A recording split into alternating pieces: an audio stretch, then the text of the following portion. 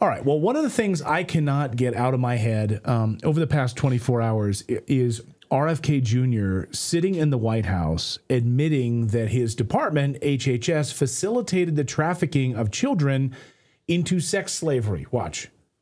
We have ended HHS as the role as the vector, the principal vector in this country for child trafficking. And during the Biden administration, HHS became a collaborator in child trafficking and for sex and for slavery. And we have ended that, and we're very aggressively going out and trying to find these children, the 300,000 children that were lost by the Biden administration. Unbelievable. Well, the media, of course, won't touch the story at all. They totally ignored it because it means that the Biden administration not only knew about it, they were facilitating it. Yes, the sale of the children. So they would, of course, have to acknowledge all of this. Natali Denise is the founder of Counter Trafficking Alliance and has been watching all of this unfold. I think you've testified multiple times across multiple states on this issue. And Natali, thank you so much for joining us here on the show. I'm just so upset because we've spoken to so many whistleblowers here on the show who spoke to members of Congress. They were members of HHS. They told members of Congress, they told the Biden administration, here's what I'm seeing happening, and they did absolutely nothing about it. What say you? Well, yeah, I mean, there are a lot of intricate parts that are definitely corroded and broken within the system of HHS. And, I'm glad that this is actually surfacing to the public eye and that there actively is some visibility on some of these corrupt parts.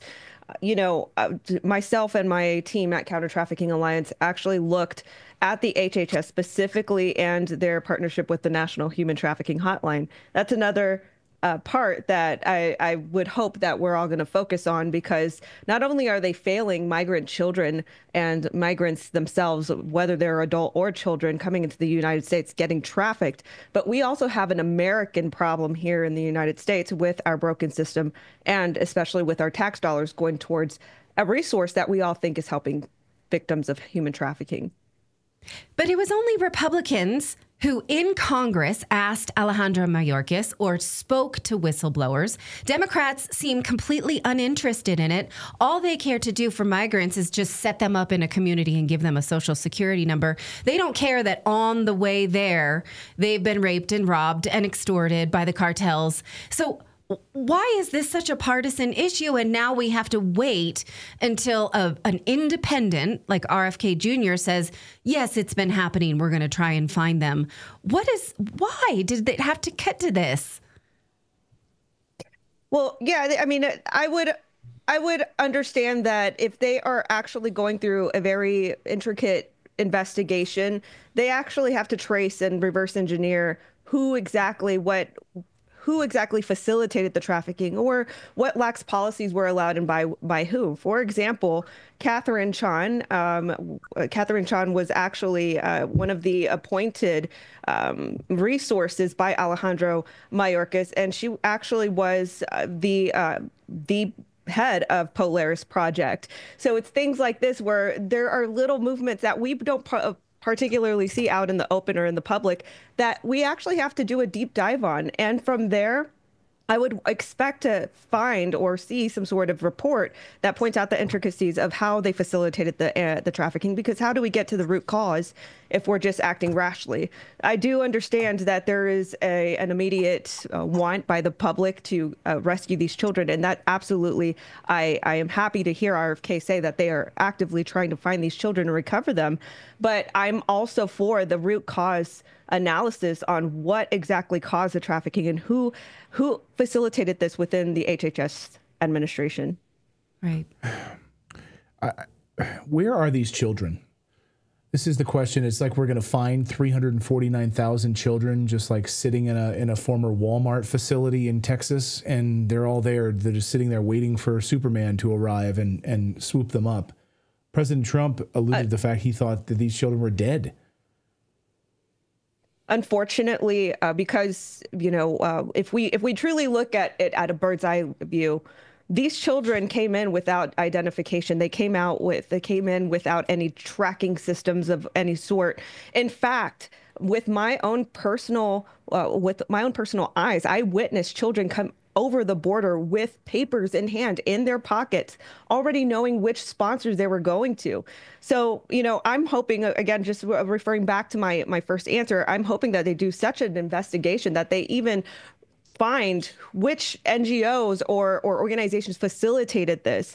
But to answer your question, even the HHS, the entire process of the Office of Refugee Resettlement, post-service release, and even the criteria of sponsors was just so lax. Anybody could become a sponsor. In fact, I believe there was one whistleblower by the name of Aaron that actually came forth with this information that MS-13 gang members were adopting these children. So it was anybody. It was a free-for-all for anybody to take these children in their hands. Unfortunately, that's the answer. So if they have no identification system, they were already going towards sponsors that had no criteria set, strict criteria, then unfortunately, I would have to agree that they are probably dead or in really dire, bad situations. Now, we can get congressional hearings, but Congress can't do anything except grandstand. So where's the Justice Department on this? I want somebody to be held responsible. Now, I'm not ignorant. I know that the CIA is involved in the drug trade. I know that the CIA is involved in the trafficking trade. I know that it's really deeply embedded inside the government. So do you think the Trump administration has the appetite and the wherewithal to actually root out anyone who is really responsible, who is currently in power? I definitely feel that him and his administration have the appetite to go for anybody who might have facilitated this crime. Now, again, it seems like it's going to be a lot more intricate, a lot more complicated than the public perceives. I feel that they will absolutely have to go towards the root cause of all of this evil and actually formalize prosecutions, as they investigate. But once again, I would like to see that this would actually get down to the root cause instead of just a quick Band-Aid solution. Yeah. But I will say, I'm sorry to follow that up. I will say that we've seen a lot more action in the first 100 days of his administration than we have in the past 4 years of corruption. Right. Right. Yeah. And you have to stop the bleeding at the border first and stop, cut that off first. And now really try to find out where these children are. But, like Ryan Mata and I talked about yesterday here on the show, we know where like thousands of these children are right now. I mean, you're in Texas.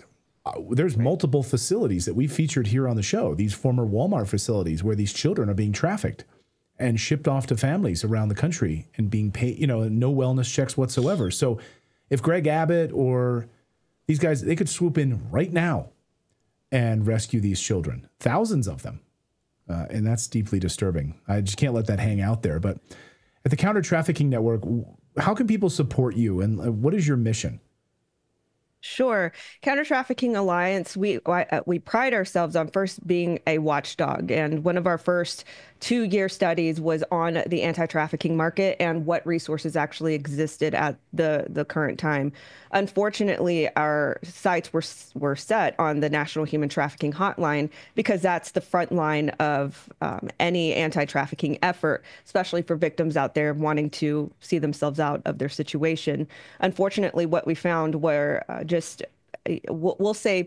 we'll say artifacts in our research that point to the hotline not being a great resource for victims. So at Counter Trafficking Alliance, we pride ourselves in being an America First, Christ faith-based organization, and we actually empower existing organizations out there that are on the front lines, either aiding victims, rescuing victims, or rehabilitating them. And we help them with resources. And it can be something as tangible as feminine hygiene products or clothing or even food vouchers.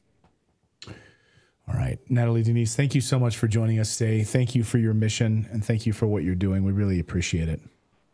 Thank you so much.